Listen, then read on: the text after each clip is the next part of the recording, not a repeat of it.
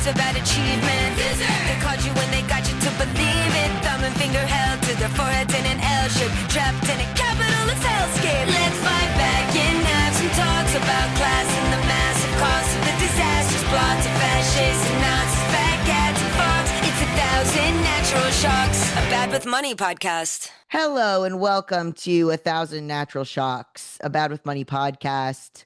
I can't believe that I'm talking to you. I'm hanging on to my mental health by a fucking thread. I am your host, Gabe S. Dunn, and with me today, I have a buddy in Los Angeles, but I'm sure if you have been following me, if you've been following any of the people that I've spoken to on this show, you have seen his photographs. And so, Eric, do you want to tell my audience who you are and what you do? As of now, I know what you do is insane, but as of now. No, yeah, exactly.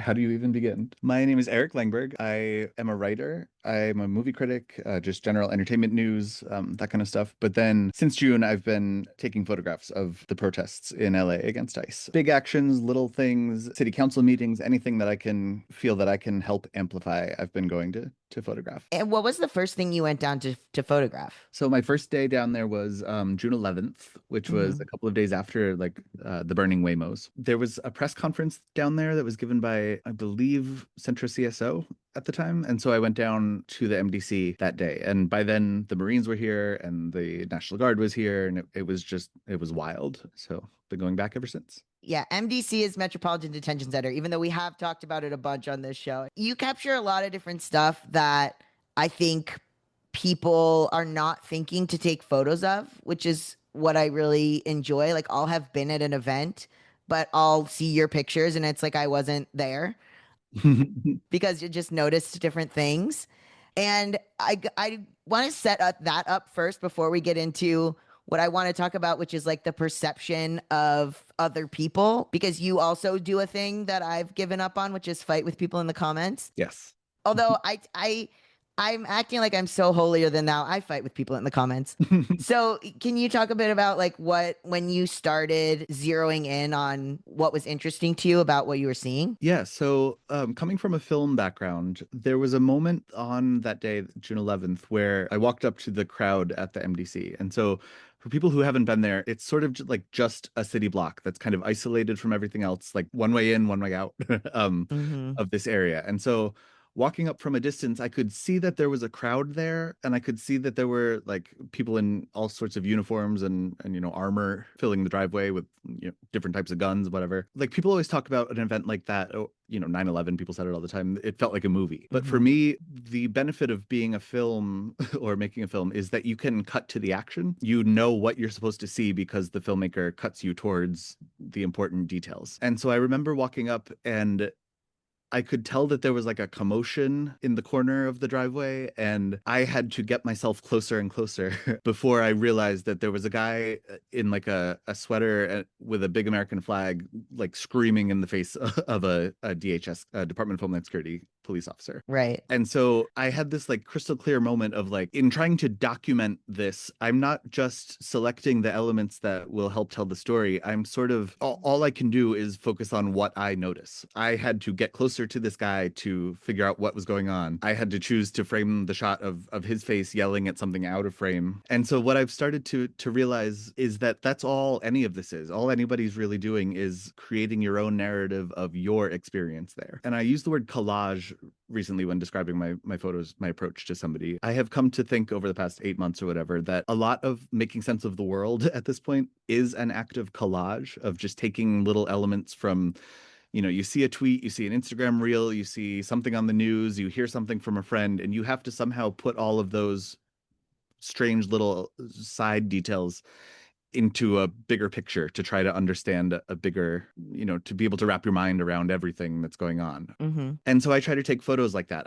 I'm looking for like emotion in a way that I think a lot of photographers are not. There's this idea that in photojournalism, you're supposed to be objective. And I think at this point, not only is it just not possible, I think it is a moral dodge at this point to say that you don't feel any particular way about either side. You're just there to document what happens. I just don't think that that's what we should be doing at this point. Things have gotten so bad that it just seems crazy to me to pretend that you're removing yourself from the equation. Well, it's interesting because as a journalist, written word journalist, it was like, well, it's your interpretation of what's there. With a photo, it seems more like, well, yeah, I'm just taking a picture of what I'm looking at. But now you see more and more that actually isn't as objective as one would think. Can you talk about that a little bit, like from that angle? Yeah. So as a photographer, everything that goes into a photo is a series of, I think, subjective decisions. You're choosing which direction to point the camera. You're adjusting your shutter speed, which is how much light you let in. You can either freeze or blur motion based on how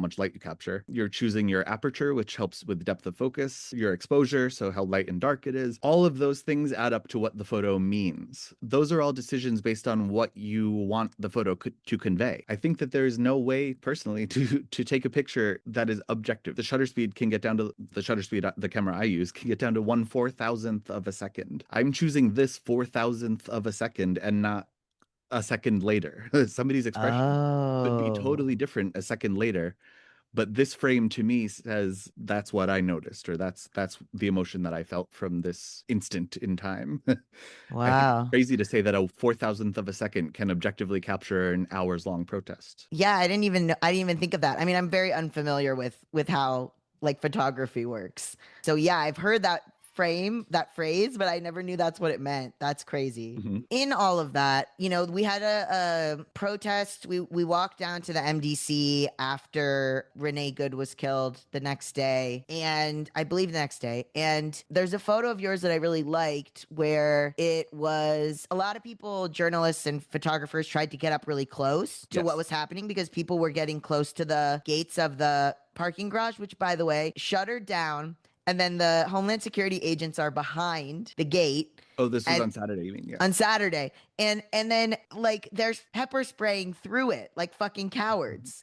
But anyway, so people had gotten up closer. I was like kind of behind you, and I could see that most photographers were rushing up. And then when I saw your work later, you hadn't done that. And so can you explain that a little bit? I feel like that's a little bit also indicative of like what you do. Definitely. And I wound up writing about that moment on my Substack, Nice. which I called Parts of a Novel I'm Doing, after the photographer William Eggleston. He took a lot of candid photos that he insisted were high art. And when somebody asked him to explain his approach to photography, he said he thinks of them as parts of a novel I'm doing, taking events and characters and just building a bigger picture, an act of collage, I think. In that moment, I had this weird sense that like I was witnessing somebody use their body as a symbol. So there's the literal act of, a human being stepping onto a piece of pavement. But that person who was wearing a knit shawl that had red, white, and green colors on it. He was stepping onto a piece of pavement that represents something. It's part of the federal building. You're not supposed to be there. And we as a society just take it for granted that they had chosen to shoot this guy. There would have been people who said it was justified because he stepped on the federal property, so therefore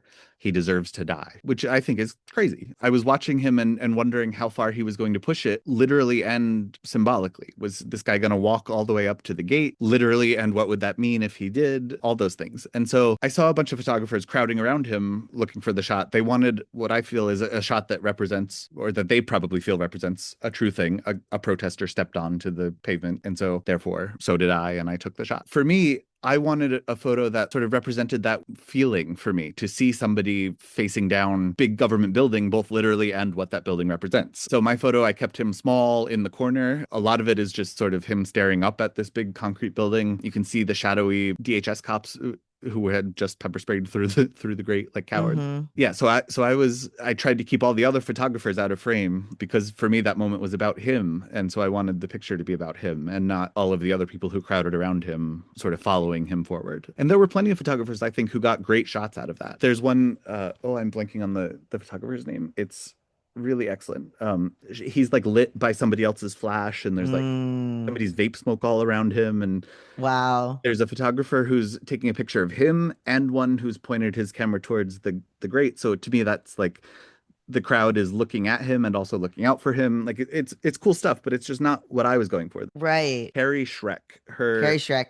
Instagram is rehab for candy. Amazing. Really great, but that's just a different thing than what I wanted. And so yeah, so the past 8 months for me have been kind of a personal artistic journey too, of finding that confidence in myself in making pictures for me, in addition to for history and for hopefully amplifying things online. But if I am going to do this long term, and I hope that I am, I plan to, I need to do work that speaks to me primarily also. Yeah. I mean, it was very interesting when all that stuff went down with the Vanity Fair Yeah. photographer because you're faced with this all the time because you put your pictures up on Reddit. I did just have a conversation with my therapist today where I was like, "No, you don't understand. Everyone is stupid." Yes. And like and like I was like, "No, like there's no media literacy at It's all." just fully gone. Yeah. Gone. First of all, I wanted to ask about the taking pictures of people's faces because you do, as you said, you capture a lot of like expressions and people's faces. And as a journalist, I've known that if somebody's on, I mean, since I was 18 or younger, that if somebody's on public property, you're able to take a picture of them. Yeah. If you're outside, you have no reasonable expectation of privacy. For journalism, you've always been able to take pictures of, public events, for better or worse. Why do you like to do that? And why do you think it makes people uncomfortable? Excellent question. I was arguing about this with somebody yesterday on Reddit. Oh my God. There's all of these like photography advice subreddits, Mm. and there was this post from somebody who was like, "I'm gonna go cover my first anti-ICE protest. What should I know as a photographer?" And there were so many people in the comments saying things like, "Whatever you do, don't take photos of people's faces. You should blur them out. You should put a Oh sticker my over them." God. Yeah, the worst to me that made me jump in was somebody saying that you should use AI to make a different face on the face of the person. No. I think that's so, like, I'm going to use the word ontologically. I don't know if that's right, quite the word I mean, but it's so repulsive to me on such a fundamental level of like what it means to take a photo. Mm-hmm. I think if you're going, this person said he was not going on behalf of a journalistic organization. He said he was going to document for a friend. Like Mm-hmm. if you are there to document and you are using AI to change the face, like that's not Yeah, document, that's disinformation. And that's I fine know. if you're not comfortable, like feeding the surveillance state, or you don't want your photos to possibly be used to like train a facial recognition system. I get that, but that's a different thing than documentation. Yeah. Yeah, so a lot of people get uncomfortable with my photos because they worry that they're going to get somebody in trouble. If I've taken a close-up picture, that my picture now proves that the person was there. Well, the thing is that from the beginning, you are an adult with agency. If you go Exactly. to a protest, you can choose to cover your face or not to cover your face. There have been Exactly. events that I've been at where I've covered my face. There have been events that I've been at where I haven't covered my face. It's up to you. You're a grown up. Yes. Somebody said that like the most basic rule of taking pictures of a protest is to cover faces. And I said, That no, is not. the most basic rule of attending a protest is to decide how you want to be seen, how comfortable you are Mm-hmm. showing up in the space. And so I feel that when I take a picture of somebody as they've shown up in the space, that's me granting them agency. That's me saying, I assume you are a human being with an internal life who, heard about this protest and then made a series of decisions that led you to show up in front of my lens looking this way. Yeah, and they'll tell you too. Like there's a guy that usually wears a mask, but he was doing something funny and he didn't have the mask on. And I was like, "Oh my God, can I take a picture?" And he was like, "No." And I was like, "You're right." And ultimately, you are Yeah. right. No, yeah. I've only ever been confronted once. I'll tell that story in just a bit though. So for Sure. me to like black out somebody's face is an act of literal and metaphorical erasure for me. Mm-hmm. It's me saying I know better than you about how seriously you should have taken your safety in this moment. Mm-hmm. I don't want to do that. The ethical standard that I think I've set for myself, or that I tell myself I've set for myself, is that I don't want to post pictures that are telling the government something they don't already know, and that requires understanding a base reality of the world that we live in now. So ICE has these tools called Weblock and Tangles, where they can literally draw a circle on a map and they get the phone information for every phone inside that circle. They see all the places that it's spent a significant amount of time at, so they can deduce a home and workplace. They Mm-hmm. can see other phones that it's been near and for what length of time and where. They have access to the Flock security camera system, so they can trace your car from your home to whatever parking garage you parked at. If you Mm-hmm. rode the bus, they know that you tapped your phone on the bus. You've walked past a Ring camera that all feeds into the same system. Mm-hmm. I think my photo, like if they want to know just on a basic level who was there, they already know. Right. There is no sense in me, I think, doing that literal and metaphorical act of erasure, Mm-hmm. because I don't think that actually helps at all. I understand why people are concerned. I really do. And especially at the beginning of this, back June, July, like I was losing sleep over that. But at this point, I really do not think that, I think the surveillance state is so far beyond what people are aware of at this point. Mm-hmm. You know, the cops have body cameras, and we've seen the cops filming on their personal cell phones. They sure do love to film us. I think that is well-meaning advice from people who are not actually there. I Mm-hmm. think people who are in these crowds are so well aware that you're being photographed all the time. I'm not the only photographer. As we were saying, there were Right. 24 people crowding around that guy who stepped onto the driveway. Like, Yeah. he knew full well that his picture was being taken. And I think that's what gives that act such power. There's somebody who's willing to be the physical representation of the idea. Yeah. I believe that we are people who have assessed those risks for ourselves and have chosen to show up anyway. And I think that's beautiful in a way. Yeah. A lot of the times the optics are part of it. Like, Exactly. oh my God, like we went into the mayor's house because we wanted to talk to her about demands for LAPD. And our friend Alex, who I keep trying to get on the show, but she's the busiest person in the world, she showed up. She was babysitting a kitten. Mhm. She's talking to the mayor and she's like presenting our demands, literally holding a kitten. Yep. Like, it's important to capture that, I find, because it's Yeah. just so absurd. Yeah, it goes back to I've been reading as much like photography theory as I can get my hands on too. I took one class in undergrad. I kind of wish that I had focused on it more. No photography pun intended, but Oh, I see. Susan Sontag wrote about Triumph of the Will, the Leni Riefenstahl movie that sort of codified all these like fascist symbols, Mhm. the goose stepping, the like formations that are meant to be seen as like a collective rather than an individual, like the focus on like the body and the strength of all that stuff as fascistic came from a lot of Leni Riefenstahl stuff. Mm-hmm. And Susan Sontag notes that rally, that Nuremberg 1930, I'm blanking, 37 maybe, was staged for the camera. Like the point of the Yes. rally is image making, not just for the people who are there, who are encouraging each other to feel this. It's Mm-hmm. specifically doing it so that it can be recorded and have the message amplified. And so I see protest as a similar thing. It doesn't exist in isolation. It's to be witnessed by the community. So I'll often take pictures of bystanders, and those make people uncomfortable too, which I think I intend in a way, by showing protesters and signs and also people just waiting for the bus who see that happen. I think I'm asking you to think, well, he's kind of implicating this person. What does that mean for me as somebody who's seeing these photos of the protest? Mm-hmm. This person was there and saw it in physical space, but I'm seeing the message now. I'm being asked to read into this person's expression of what they think when they're looking at something out of frame. Mm-hmm. What do I think about the message that these people are disrupting the daily routine with? Well, it's pretty wild to have people say, "Well, this makes me uncomfortable." Yeah, it's art, man. Right. I don't know what to tell you. Good, It's then I did my job. good. Yeah.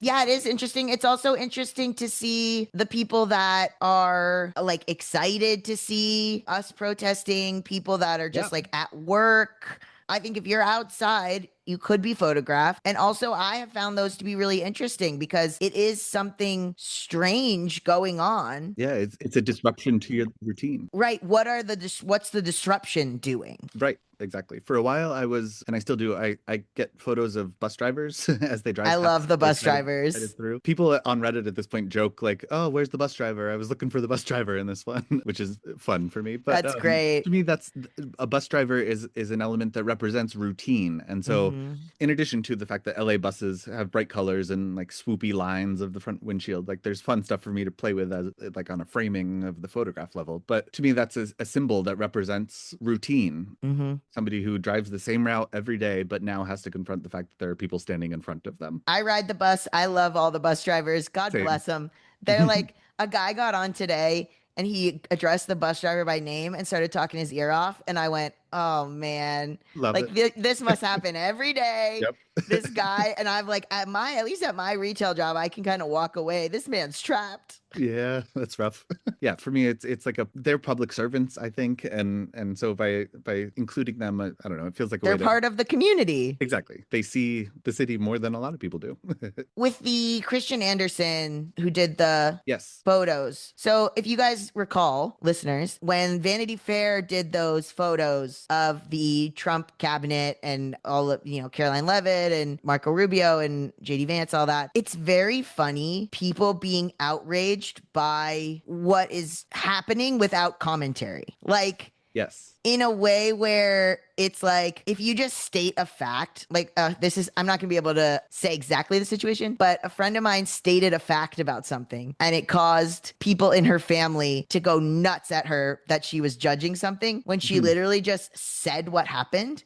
Yeah. And I think it's been actually incredible to watch. But anyway, so because it's not my family. But anyway, so then from there, it's like they took a picture of someone close up. Why are you so angry? And Yeah. what is the misunderstanding? And like that must have been, I mean, I think you were activated by that. Absolutely, yeah. He got a call from, I believe, the Washington Post, got a call from a Washington Post reporter who like really grilled him on why he made the choices that he did in photographing them that way. And I loved his responses. Like specifically, they were talking about that Caroline Levitt one and the fact that you could see her lip injection marks. And they were asking like, why leave those in? And he was like, I find it so offensive that a journalist would expect me to airbrush those out. Like they were there. I didn't put them there. Like that's how she showed up in the room, and my job in that moment was to notice that and include it in the picture. So I thought was really great, but the way that people responded to those photos really felt like the way that people have responded to a lot of my pictures too. I know. There's like a base assumption that everyone is incompetent, I guess, or that Oh things my are God, accidental. girl. People calling them bad photos. It's like, no, they are great photos because they are intentionally communicating what the photographer wants to communicate. Correct. Bad is such a like societally defined question of taste that's like bad people think means accident. Like there was not enough thought put into this, but there was so much thought put into those. Right. So yeah, I get people all the time who are trying to point out that like, well, these are just a bunch of close-ups. Like this isn't journalism about a protest. It's just a bunch of close-ups. And it's like, well, yes, I'm trying to convey that. Oh my God. I think I skipped over answering this. You asked me earlier, but part of the reason why I like to take photos of expressions and emotion is because those first couple of days, I was really like hyper aware of the fact that we are reported in the news as like the protest turned violent, or the protest did this, or the protesters did that. But actually being out there, I was really struck by how it seems so basic, but a crowd is made up of individuals. And each person there came for a specific reason and chose to show up a specific way and had their own specific thoughts about the part of it that they saw and participated in. And some of those thoughts, I think, might be readable on your face. And so in focusing so much on the people that are making up the protest, I think I'm trying to make a point about how instead of talking about these as a collective, which I think also has its benefits, but I would like people to think about the fact that people are also individuals with individual motivations, and talking about how the protest turned violent. You're really talking about a discrete series of events that maybe happened really fast, but it's not one thing the protest did as a blob. It's a series of events. And so, yeah, I try to take pictures that focus on there are people here who are feeling things about what they're doing or seeing. Especially seeing. Well, you also photograph the police officers, Yeah. and you photograph law enforcement officials that are there. And I found it's very interesting, like the pictures you've taken of them, some of them, they look quite beautiful. Thank you.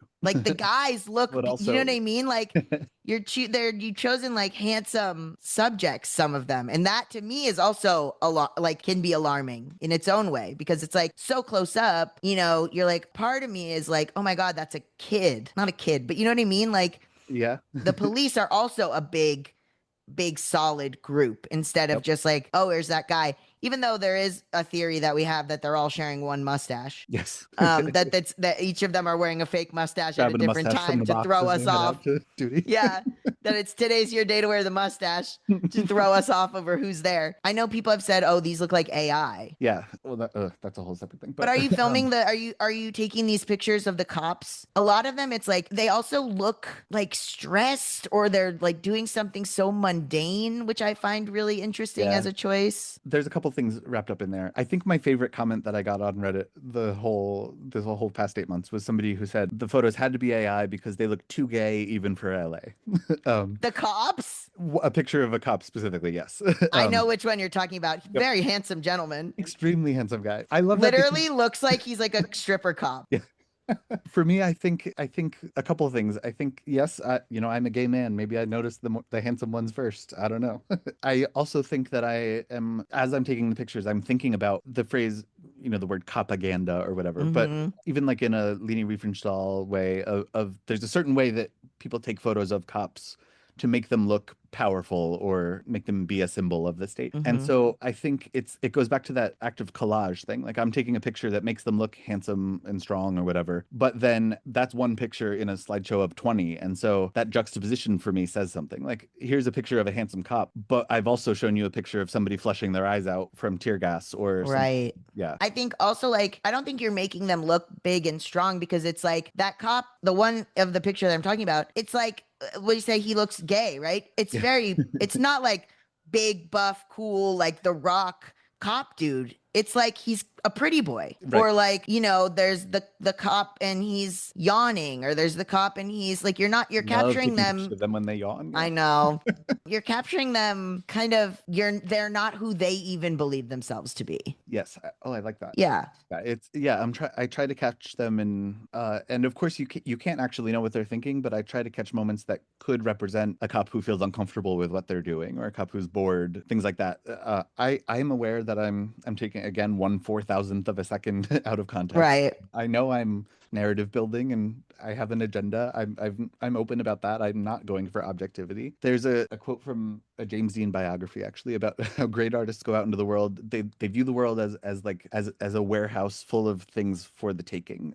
James Dean used to go out and watch people and would try to copy their mannerisms and would build an acting performance out of, like, he saw somebody at the diner who yawned a certain way and he watched somebody yell at someone a certain way on the street. And so I like that. I like the idea that I'm at an event that's full of essentially an infinite number of possible photos I could take. And I'm selecting the ones that build the experience of that I'm having, the emotions and the things I'm seeing. But yeah, so handsome cops, there's also something going on there, I think, for me about the fact that this is LA. I think I'm feeding into the idea that everyone here is beautiful. Right. And I don't Hiring isn't just about finding someone willing to take the job. I need the right person with the right background who can move our business forward. If I wanted candidates who match what I'm looking for, I'd trust Indeed sponsored jobs. I actually found my job on Indeed, and it was so easy to search through what I wanted to do and my skills and find the right place that was looking for exactly what I could offer. Hiring, Indeed is all you need. Stop struggling to get your job post even seen on other sites. Give your job the best chance to be seen with Indeed sponsored jobs. They help you stand out and hire quality candidates who can drive the results you need. Sponsored jobs boost your post for quality candidates so you can reach the exact people you want faster. And it makes a big difference. According to Indeed data, sponsored jobs posted directly on Indeed are 90% more likely to report a hire than non-sponsored jobs because you reach a bigger pool of quality candidates. Join the 1.6 million companies that sponsor their jobs with Indeed. Spend more time interviewing candidates who check all your boxes. Less stress, less time, more results. Now with Indeed sponsored jobs. And listeners of this show will get a $75 sponsored job credit to help get your job the premium status it deserves at Indeed.com/badwithmoney. Just go to Indeed.com/badwithmoney right now and support our show by saying you heard about Indeed on this podcast. Indeed.com/badwithmoney. Terms and conditions apply. Hiring? Do it the right way with Indeed.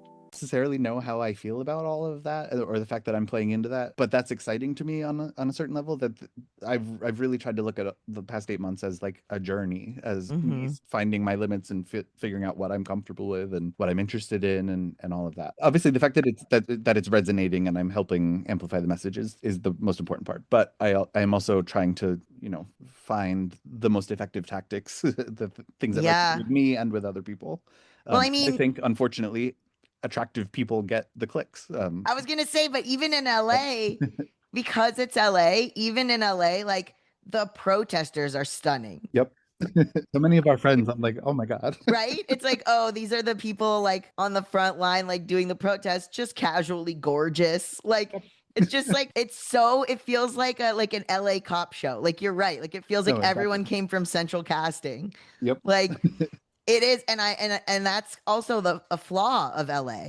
Absolutely. Because Yeah. it creates this sheen of unreality, and then there's not as many people ready to stand up and do things the way that there are in other cities. I feel like there's so much more fakeness of Hollywood over things that I think it did create problems when ICE first came here in June. Yeah, that's a very good point. That first march to the mayor's house, somebody dressed as the Statue of Liberty. Sure did. Gorgeous girl. She's such a devoted organizer and like a powerful activist. She does so much mutual aid, but she was stunning as the Statue of Liberty. And so those before, unfortunately, swastika guy last week, those Statue of Liberty photos were by far my most viewed and discussed on Reddit. I saw Oh, the other Reddit day, liked a beautiful woman. That's exactly. crazy. Surprise, surprise. I saw the other day this comment. Somebody was like, well, instead of blah, blah, blah, I wish that people would protest our local officials instead. And somebody, I don't even know who it was, not me, not one of our friends, as far as I know, was like, well, we tried that and all you guys wanted to talk about was the hot Statue of Liberty. Like there's a thing of like, it helps the message get out, but it can also distract from the message.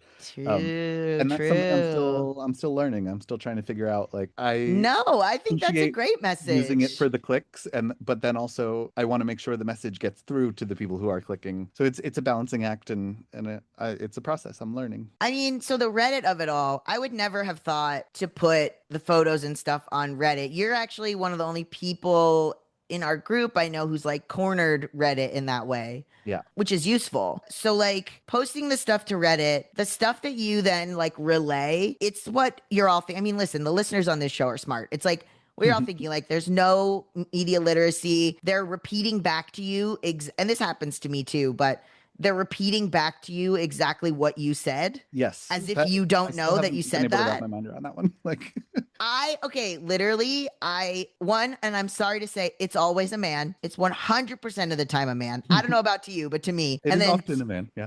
and then two, like, what did I do? I posted a thing that was like, oh, I posted a picture of the ICE agent that kidnapped someone in Little Tokyo yesterday, and he looked very young. Yes. And I said, a young ICE agent, blah, blah, blah. Like, here's if anybody has any info on this kidnapping, whatever. And there's one guy just comments and is like, oh, they're talking about this arrest on Reddit. The guy's not actually that young. Okay.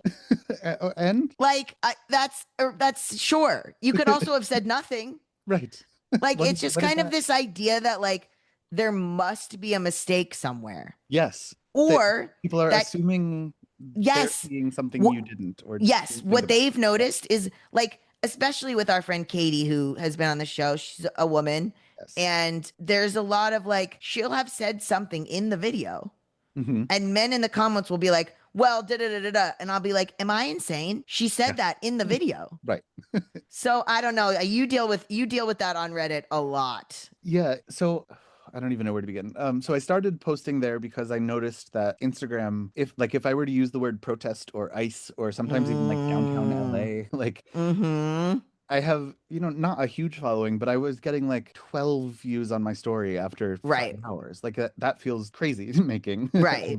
I hate to be the person who talks about numbers and engagement and all that, but No, but that doesn't make any sense. right. That feels like intentional suppression. Whereas, so I was like, whatever, let me just throw a couple of these on Reddit. And I don't know if it's my style or the time of day I posted or what, but it feels like it was able to reach a broader cross section of people Sure. than the, 2% of my followers on Instagram who saw it. Sure. Yeah. And so I realized pretty quickly that in having so many people see the pictures, there was so much discussion happening. And the discussion was crazy. Like you said, the media literacy is just gone. Like there's, especially early, I don't know, I feel like I'm constantly checking myself for like delusions of grandeur, but I Sure. think at this point I've trained people to stop criticizing me on certain ways. Like there was initially this whole crazy idea of like, you didn't give us a full overview of what the protest was. These are just 20 pictures of people on a sidewalk. Oh my God. Yes, but I'm expecting you to do the work of what does one picture mean to the next. Like, Right. I didn't just give you a picture. I gave you 19 other pictures and a post title that pinned you to a location and a time. Like, Right. some of it is up to you to be able to interpret the symbols that I'm giving you. And I am intentionally giving you symbols. Like, I know that this picture, like the one I keep thinking of, it was like late September maybe. And my post was lots of graffiti across from the MDC and a couple protesters and like somebody from behind taking a photo of a white van with no license plate. Yeah. It was 2 days after that. Is it NSPM 7 or whatever? Oh, where yeah. they NSPM first- 7, Yeah. which is an executive order that was like basically making everyone a terrorist.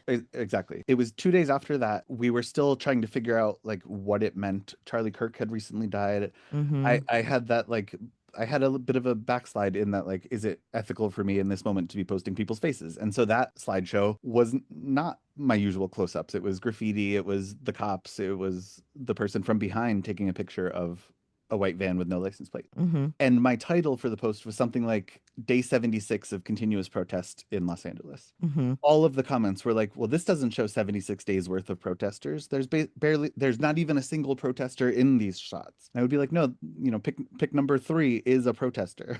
Right. And somebody came back and said, well, how do we know that's a protester? For all we know, it's a person taking a picture of a car. And it's like, I don't know how to help you at that point. Like, Right? you do just have to trust me. Like, I expect you to be able to see like I've told you it's Los Angeles in the title, and there are pictures of graffiti about ICE, and the van has no license plate, and like all of these things should be cluing you into that it's more than just a person taking a picture of a car. Right. I'm expecting, I wish people were able to read context and understand how things are connected to each other. It freaks me out that they can't anymore. And I think we're seeing it today. I was, just before I hopped onto this call, talking to people on Threads. There's this narrative building right now that like the second Civil War is starting in Minnesota.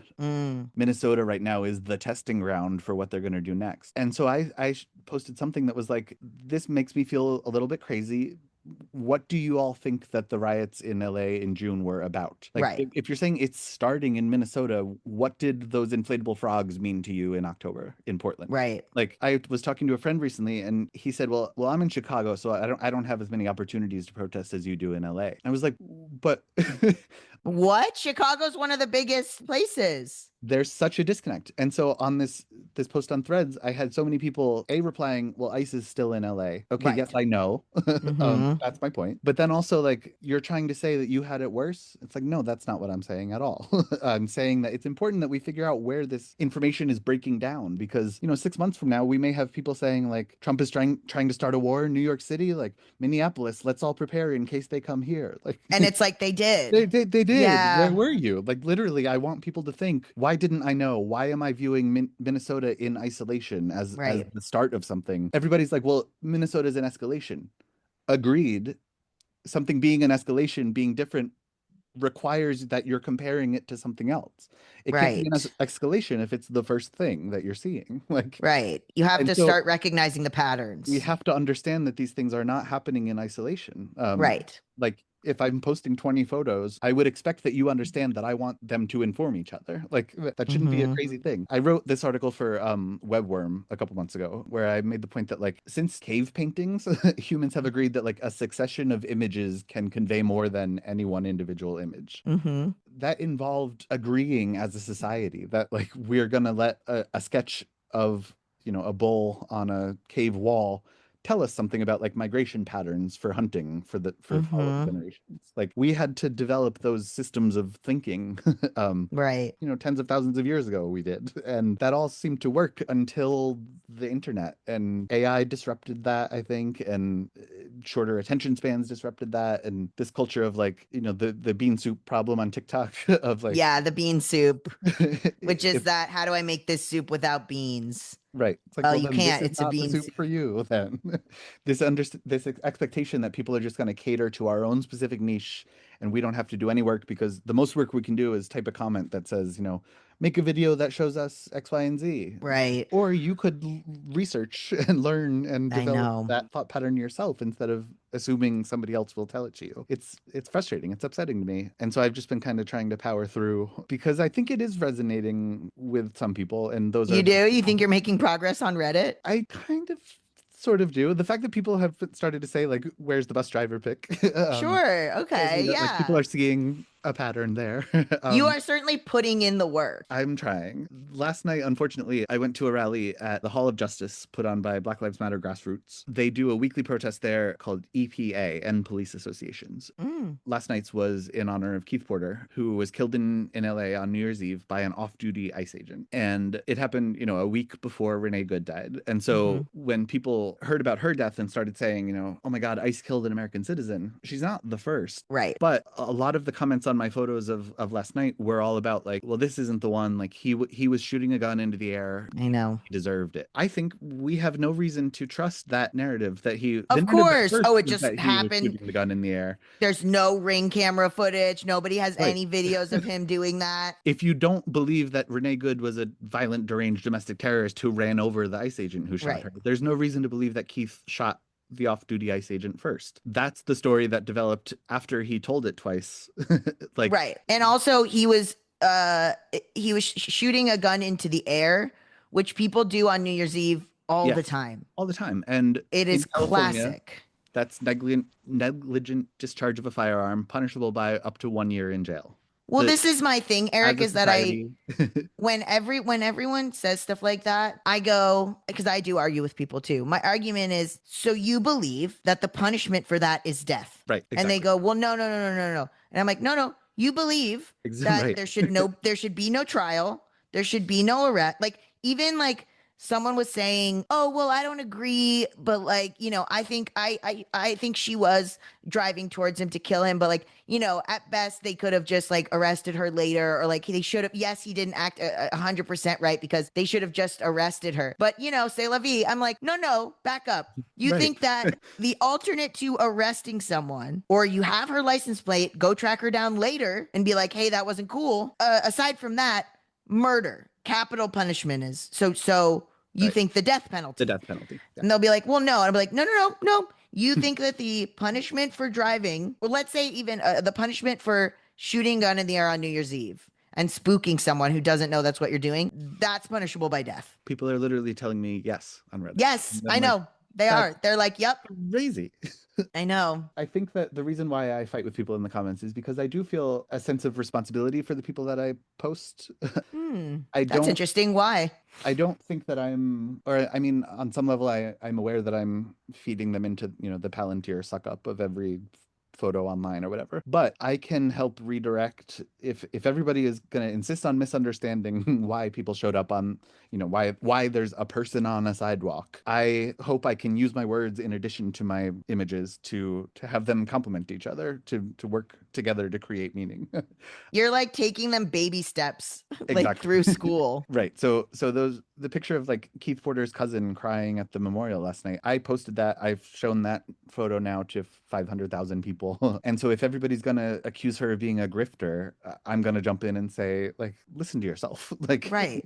her cousin died. Like, what Yeah. do you mean this isn't the politically expedient one that we should be making an example of? He's a human being who died. Like, Right. so I feel it on some level. That's on me. And so that kind of goes back to last week, the swastika guy at City Council. Oh, yeah. Do you want to explain that? Yeah, so there's this guy who shows up to LA City Council meetings to cause a disturbance. He has made a living or spends his time doing this, saying vile, offensive things, disrupting, heckling other public commenters. For a while, he insisted on being referred to as Batman. He would come dressed as Batman. Last Friday, he showed up in a hoodie that had a swastika on the front, like a big white hoodie, big black swastika. And so I watched as Keith Porter's mother was addressing City Council, like sobbing for justice. She was crying so hard. It was so hard to watch. That was happening in front of me, and behind me, somebody confronted the man in the swastika hoodie. LAPD surrounded the guy who confronted him and wound up removing that guy from the meeting. Not the man in the swastika hoodie, but the guy who confronted him. And truly just like, you need help. What's wrong with you? Why would you wear that? He didn't try to physically assault him, none of that. And so I was like taking pictures of Keith Porter's mother in front of me and then turning around and snapping a picture of the guy in the swastika hoodie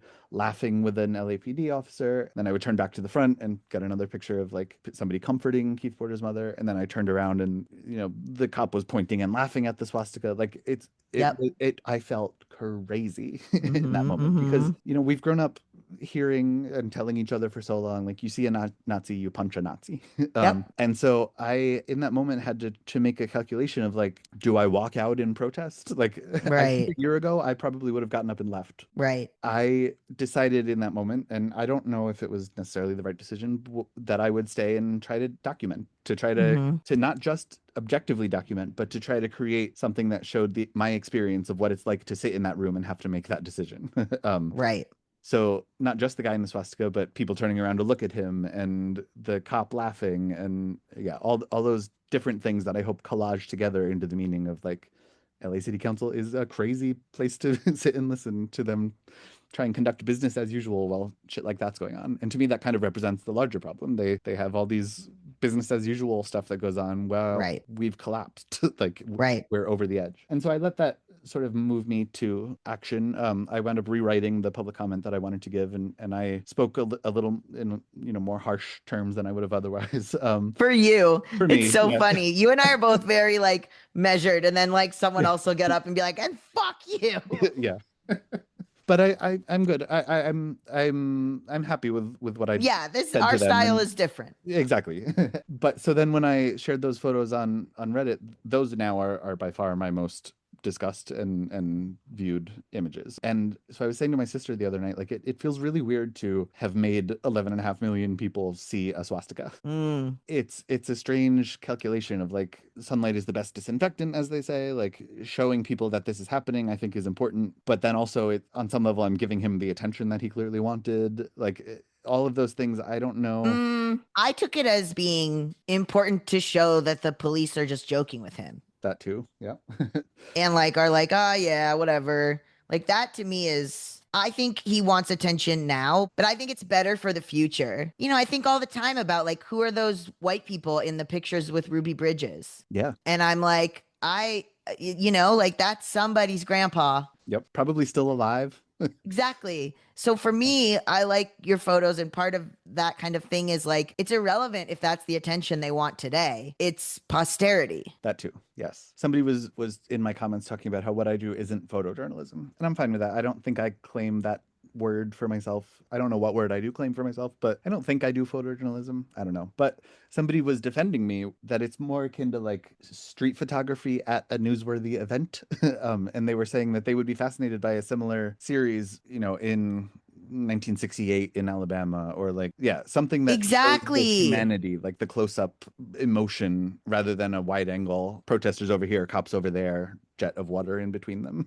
I think about that a lot, especially with the way things are photographed today. I think there's a lot of times when people are getting taken and there's a lot of focus of the camera on the person being taken, which I understand.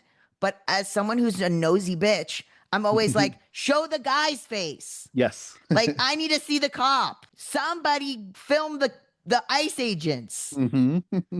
That's who we need to be having video of. Yeah, and I think that goes to a good point that I've been trying to explain to my sister recently, and other people, is we need each person to find their own way into what's happening. We need each person to think about their skills and figure out how to help. I wrote a thing on Substack last week about how I think our generation is particularly ill-equipped for this moment, even though we've been raised on dystopian stories. I think that so many of those prototypical stories that we read, The Giver, where you're assigned a job that's going to help society. You're special. You have one special thing. Yep. Yeah. Harry Potter Sorting Hat tells you which skills you should work on. Divergent, some shit, and then you're assigned to a faction. Like, right. You have to do that work yourself. You need to figure out your skills and which way you're going to be able to benefit society. You're not going to draw a stone from a bag and be told that, oh, now you're a movement photographer. Like, you need to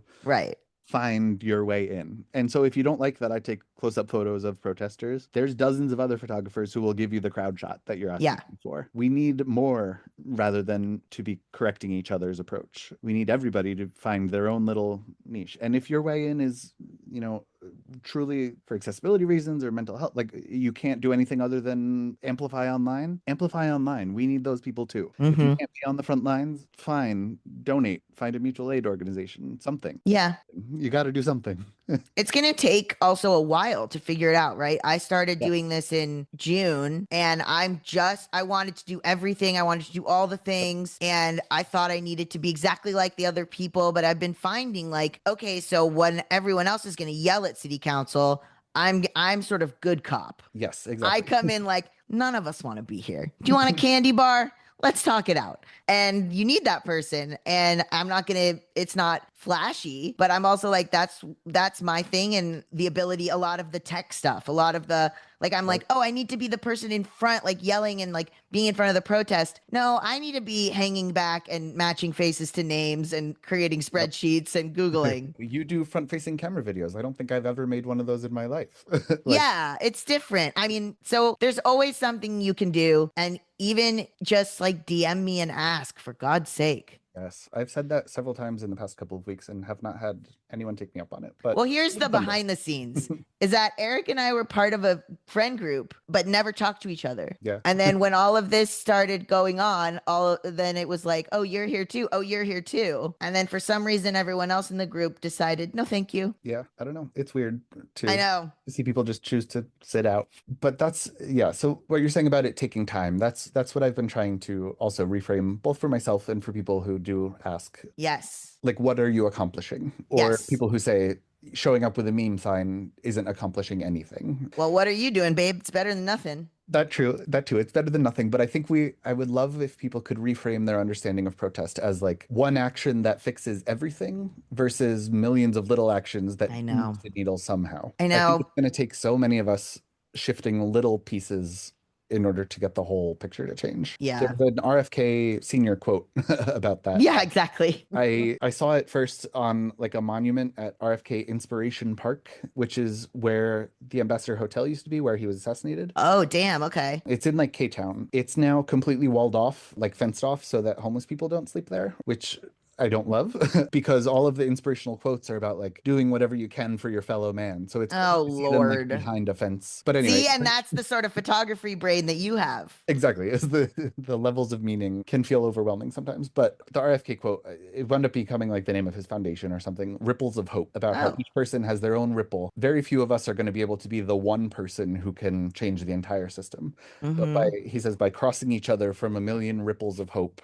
we can something form a tidal wave that can tear down walls, whatever. I love that. And I really have tried to feel that for myself. I'm not going to take the photo that abolishes ICE. Like, that's not how this is going to work. So you could say I have accomplished nothing because I didn't fix everything. Maybe I've changed a mind. I've encouraged maybe 2 people to show up to a protest. Like, those things have knock-on effects down the line that we can't even begin to understand now. And so I really have come to decide for myself that the only way I can get through this, and I think the only way other people could get through this, is to focus on the micro with just the faith that it'll add up to a macro change. I see no other way personally for one human being to even understand the entirety of what we're facing. Like, it's so, I'm going to use the word awesome, but in the like old meaning, In the bad way. it inspires awe. Like, it is beyond comprehension. It is a massive machine with so many interlocking parts and such a long history of how we got to this moment, and so many, like, millions of human beings with their own motivations involved. Like, there's no way, I think, for one human mind to truly understand it. And so all we can do is focus on ourselves and what we can do for each other in the immediate, with the understanding that hopefully it will lead to something important in the future. Where can people find you and more about you? Yeah, so I'm on Instagram, Eric Anders. It's my middle name, Anders. And then I have also started a Substack in the past couple months about my photography and protesting and activism and all that. And again, that's parts of a novel I'm doing. .substack.com. And then do you want people to look at Reddit or no? Yeah, you can. It'll just be the Los Angeles Reddit. If you happen to be there, you happen to see something. You know what's so funny is that the people are like, oh, like, what's your Reddit name? Like, as if, because I do like another show where I talk about Reddit. They're like, oh, like Gabe's Reddit name, whatever. I'm like, my Reddit name is literally my first name and my last name. Like, I did not do, like, I wasn't like, it's just like Gabe S. Dunn. That's it. Yeah, I kind of wish I had started a new account, but this is the account that I used back in Pittsburgh when I went to the University of Pittsburgh. Yeah. My first protest experience was the G20 in Pittsburgh, when there was like a weekend where we had hundreds and hundreds of cops from like Miami and Chicago, like on Pittsburgh streets, just like brutalizing Pitt students out on campus on a Friday night. And so Reddit back then, 2009, was my way to like try to get this out to the world because Oh barely made yeah. headlines back in the day. Like most people that I've told that story to about being tear gassed in my dorm, like people have no collective memory that something happened in Pittsburgh in 2009 that like involved Barack Obama, and I think Vladimir Putin was even in town. Like it was a big deal for those of us who were Yeah. out there. And so Reddit at the time was my way to hopefully reach people. So when this all started, I kind of dug back out that account. You know, I've been here and been doing some form of this work. I'm not a bot who just sprang up to spread AI Right. information. Like I've got 16 years worth of embarrassing comments that you could scroll through if you want. Like Exactly. yeah. Well, thank you so much for coming on. Thank you And for having me. everyone should look at Eric's work and his Substack. It's really good. Thank you. Okay, bye. Okay, bye.